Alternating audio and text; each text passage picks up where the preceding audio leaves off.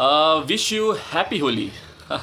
आज मैं आपको सिखाऊंगा कि अगर आपके पास एक टैक्स इनवॉइस आता है 1 lakh plus GST 18,000, total 1 lakh 18,000 अगर आपके पास बिल आता है एज ए रजिस्टर्ड, अगर आप जीएसटी रजिस्टर्ड कंपनी हो तो इसकी बुकिंग कैसे किया जाता है और बुकिंग के बाद टीडीएस कैसे काटा जाता है, दूसरा।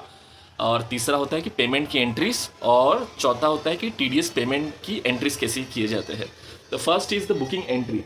तो आपको सिंपली बुकिंग करना है professional fees account debit to professional fees account debit.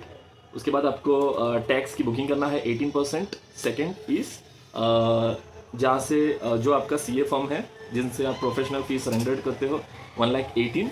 Second, उसके बाद पेमेंट की एंट्री क्या होगी, जो आपका जो सीए फॉर्म है उसको डेबिट करेंगे 1,08,000 टू बैंक अकाउंट। अब बिल आया है 1,18,000 का, तो हम पे कर रहे हैं 1,08,000 का। क्यों ऐसा? क्योंकि हमें टीडीएस काटना पड़ता है और प्रोफेशनल फीस में टीडीएस कितना काटेंगे, 10,000। तो ये रहा टीडीएस बुकिंग की एंट्री, जिसे मैंने कहा कि काटने की एंट्री। तो हो गया जो आपका जेन एंड एसोसिएट्स को मैं डेबिट करूँगा 10,000 और क्रेडिट करूँगा कि टीडीएस @ 10% प्रोफेशनल फीस 10,000। ओके, उसके बाद आता है टीडीएस पेमेंट की एंट्री। तो मैं करूँगा टीडीएस 10% डेबिट करूँगा, उसके बाद बैंक अकाउंट को क्रेडिट करूँगा 10,000।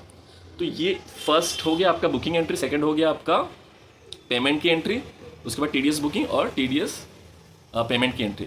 ये 4 एंट्री आपको करना ही पड़ेगा। और टीडीएस जैसे आप काटते हो ये चीज़ ध्यान रखना, आपके पास 10 नंबर होना बहुत ही ज़रूरी है। ठीक है, चलो बाय बाय।